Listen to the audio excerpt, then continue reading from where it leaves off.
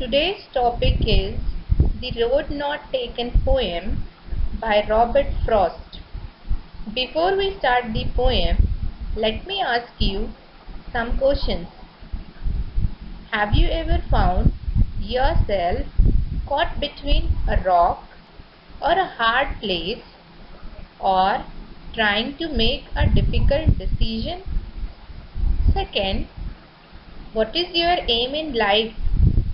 Third, if you have to choose easy or difficult way, what will you choose? In this poem, you will come across difficult words. Some difficult words are given here with their meanings.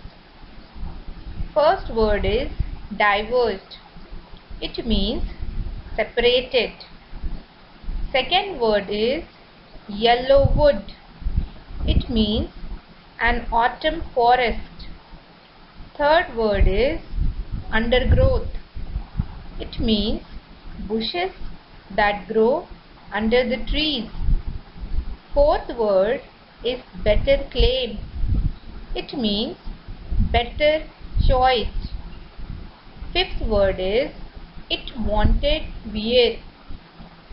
The second road was less used by pedestrians. Sixth word is worn. It means to walk on. Seventh word is trodden black. Trodden is the V3 form of tread. Tread means walk. Last word is sigh. It means the deep breath of sorrow. Now let's first of all read the poem.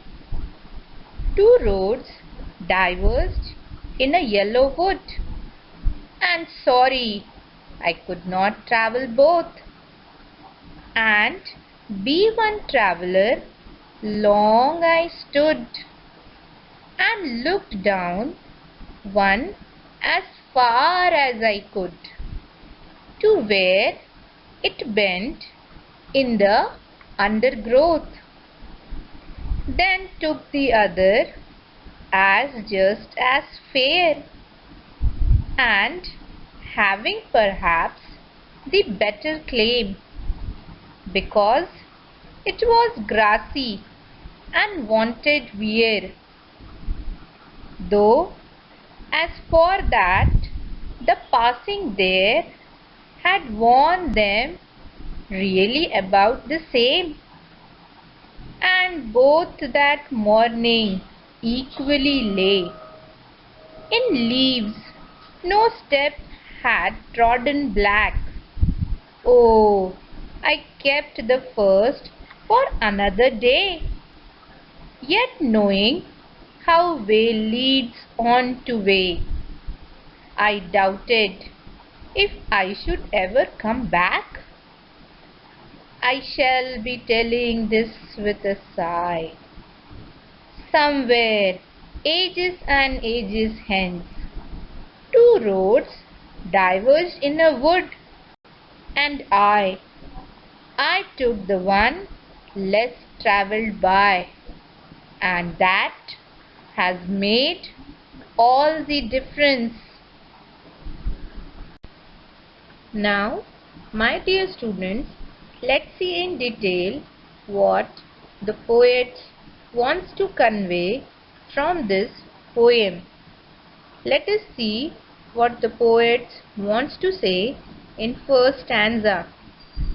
In the first stanza, the poet was standing at a junction in a yellow forest, where two roads separated in two different directions.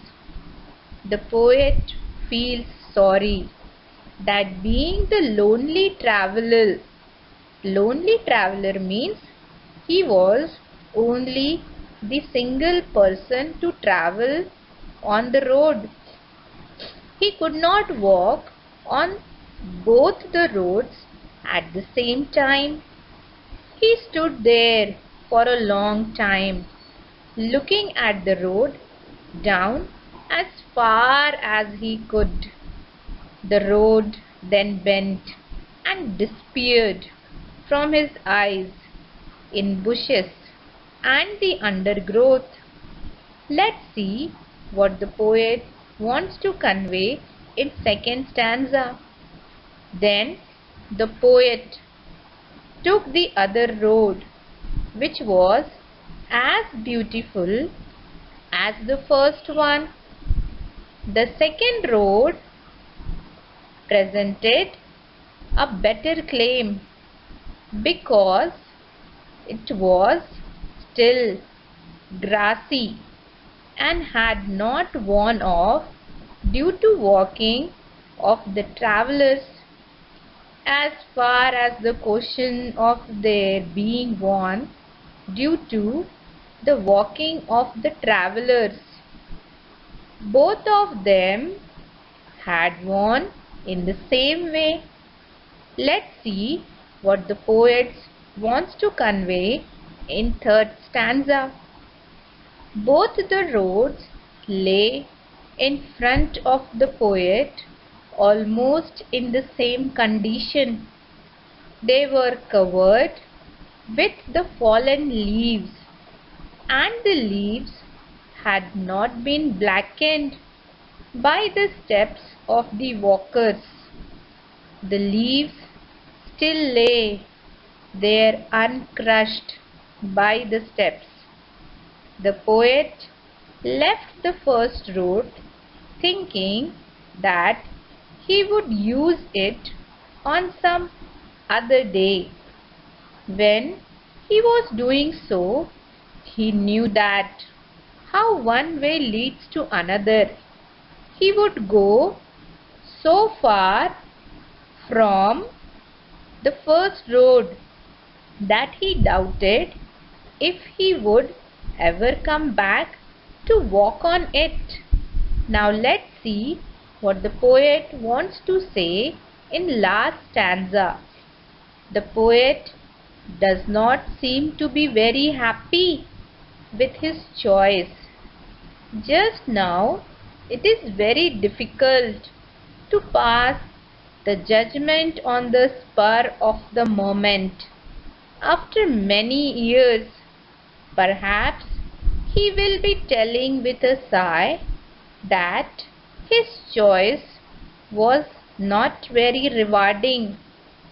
There were two roads that separated in two different directions, and he chose the road which had been less travelled by. The choice was his own, and this choice has made all the difference in his life. Let's see what the poet wants to give the message through this poem. Robert Frost seems to hold out the moral that life is a continuous journey full of divergence every now and then. The most important thing is to move on without looking back, whether the choice of paths taken was right or wrong. The right or wrong are relative terms. We cannot get everything in life and have to make choices. Whatever direction our life takes, it determined by the choice made by us. Make a wise choice and be firm.